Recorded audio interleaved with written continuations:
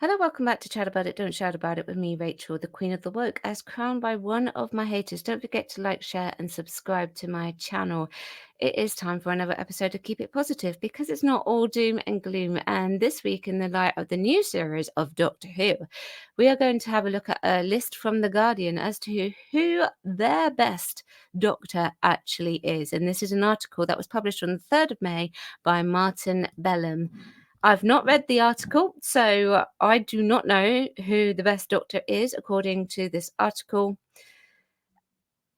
So Martin has decided, that it's too soon to place the 15th Doctor, Ncuti Gatwa, in the pantheon of actors of this beloved series. So they're looking at top 20 here. So Richard Herndale, First Doctor, MK3, 1983, pressed into service to replicate the late Hartnell for the 20th anniversary special. He bore a passing similarity to the First Doctor, but is mostly remembered by fans for the way he ate a pineapple. Yes, it's good. I did like his portrayal of the Doctor. Richard E. Grant, The Schalke Doctor, 2003. Cast as the Ninth Doctor for the BBC animated webcast Scream of the Schalke. That was seen as a potential continuation of the series. At the time, he was perhaps a more Holmes-ish than Doctor-ish, and quickly became a cul-de-sac curiosity when the show announced to finally be returning to BBC One under Russell T Davies. And I also believe he did a Children in Need version of that a long time ago. Richard E. Grant is actually someone who I would like to see play the Doctor, even to this day. Peter Cushing, First Doctor, MK second.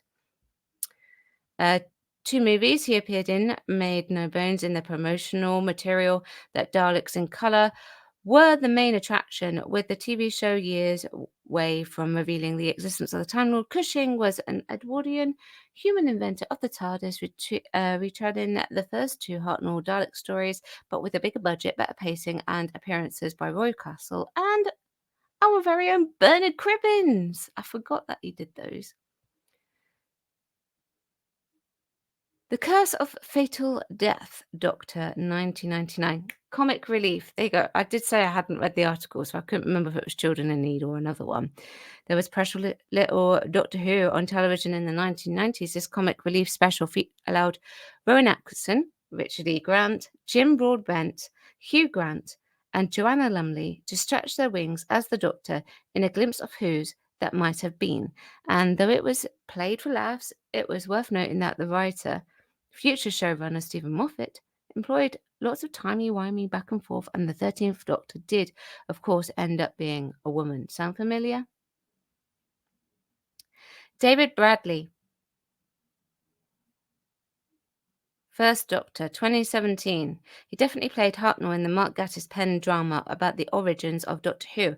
Then he was drafted into the show itself. The voiced look and mannerisms were without question authentic, but he was hampered in Twice Upon a Time by a script that leaned more into jokes about 1960s attitude towards women than embodying the character.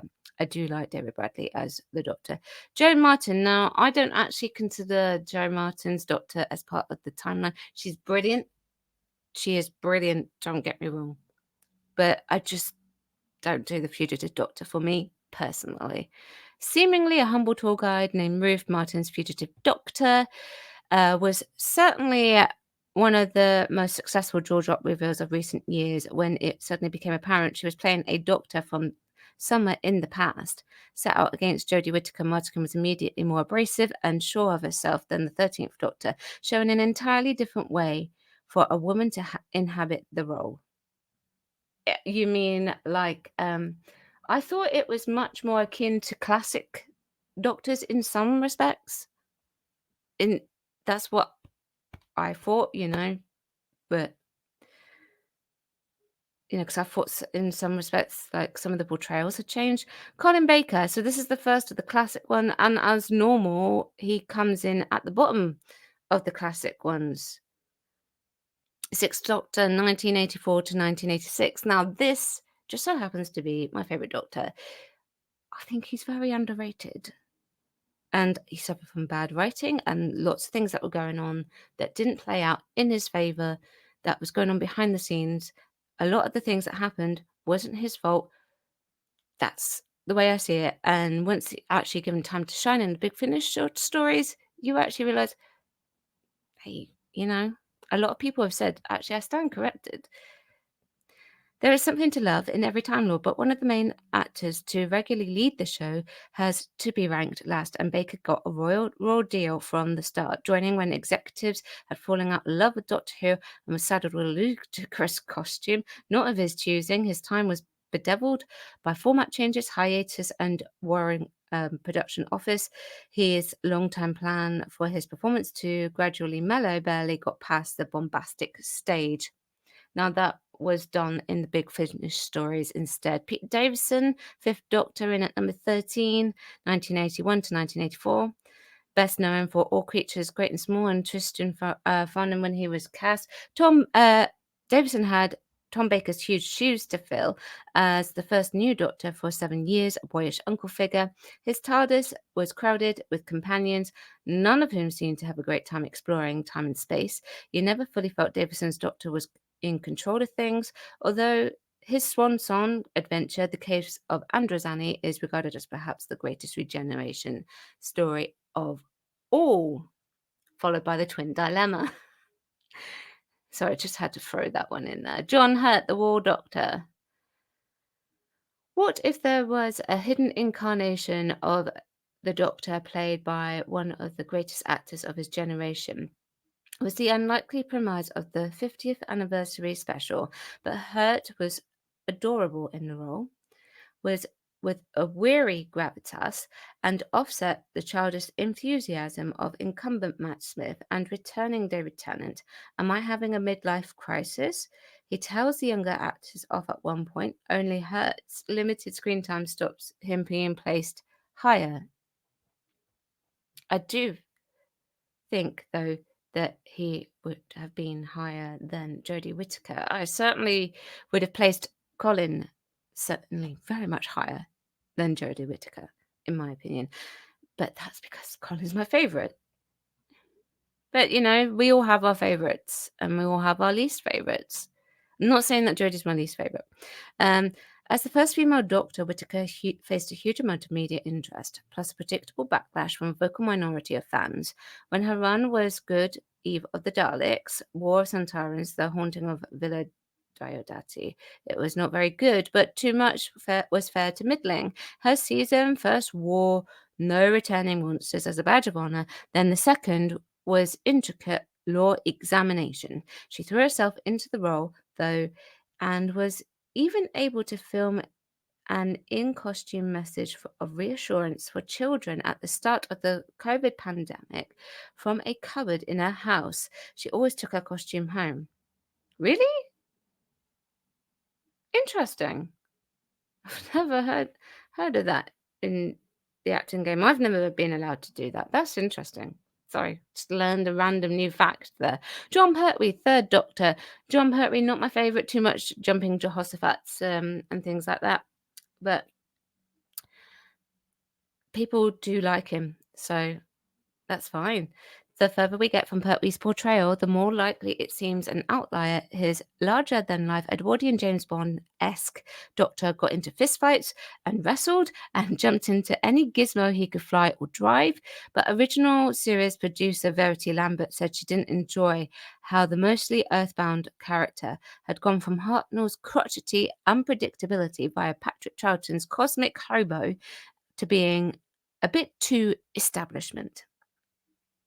It's because he got kicked off of and exiled to Earth, I guess people have to make decisions. So, Peter Capaldi, 2013 to 2017. Capaldi's time in the TARDIS gave us some great and creepy episodes. Listen, Knock Knock. The genuinely moving One Hand to Heaven Sent and his anti-war speech during a Zygon two-parter will go down as one of the great Doctor monologues of all time. There was sometimes a nagging doubt, though, that you were watching a wonderful actor having the absolute time of his life playing at being the Doctor rather than watching the Doctor. William Hartnell, first Doctor. It is unusual for William Hartnell to be very high up on the list like this. The original, you might say. He is the original. What are you talking about? Hartnell exudes a magnetic charm as the irritable old man, annoyed that two human teachers have gatecrashed his space-time ship, while Ian and then Stephen, who were on hand to do the action scenes. Hartnell soon became the central focus. He was supposed to be the central focus, but okay. His obsession that for television work, he needed to do gestures up close to his face led to a performance that was never short of delightful. Well, that is true. Paul McGann, Eighth Doctor, 1996. He may have been the rare bright spot in the mildly received 96 movie, but during what fans called the wilderness years after the show was axed and before Davies resurrected, he owned the role recording audio adventure after adventure. McMahon was effectively the incumbent Doctor from 96 to 2005, it's true, and almost certainly one of the most popular announcements the current producers Bad Wolf could make this his Doctor would finally get his own TV spin-off. He's brilliant in the audio dramas. I love The Chimes of Midnight. My favorite one from him. Sylvester McCoy, 1987 to 89. After an inauspicious start, McCoy's Doctor went down a different path. Spoon playing was out, and in came a manipulative Time Lord with his troubled teenage sidekick Ace, who had a penchant for bashing Daleks with a baseball bat. The show was arguably in a better place than it had been for many years when the BBC pulled the plug on it in 1989. McCoy and Aldred walked off into the distance with work to do out there where the sky is burning and the sea's asleep. Is it normal for McCoy's Doctor to be placed this high? Interesting. Christopher Eccleston, Ninth Doctor. Eccleston has been vocal about his mental health, anorexia, and personal circumstances while filming his series as the Doctor, but his Time Lord was a revelation, ensuring received pronunciation and stylized costumes. The Doctor has come back in 2005 with lots of planets have a north to explain why his accent carried the bitterness of a man who had been at war. Eccleston was an instrumental in making the first a 21st century juggernaut from his first word in the role run to his last on screen. Rose, before I go, I just want to tell you how fantastic you were. Fantastic, absolutely fantastic. And do you know what? So was I. He was pitch perfect. Quick remark about the accent. It's not all received pronunciation or the BBC pronunciation through the history of Classic Who. It does actually become a bit more working class as it goes throughout. Patrick Troughton, second Doctor, 1966 to 1969. By the way, yeah, I like Chris Eccleston as the Doctor. Right Doctor to bring it back, for sure. I don't know if it would have been a good idea to start with David Tennant. If Troughton hadn't made a success of the role, the list would have only been 2 names on it. His portrayal was the mercurial template for nearly all that followed. Well, actually, that's kind of wrong. I'm going to sort of go against that a little bit. Hartnell set the base, and all of the actors take the base, and then they add their own little thing on top of that. None of them are fundamentally, majorly different. The base of the Doctor is still fundamentally the same. So I'm going to, disagree with that slightly. Troughton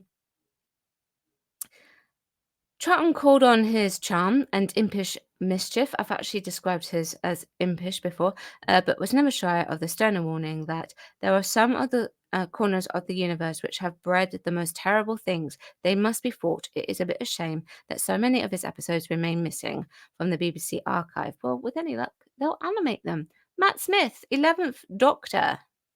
Oh, I think I know who's going to be the top now. The 11th Doctor remains one of the best ways to introduce someone to Doctor Who, since we meet his Doctor through the eyes of a child.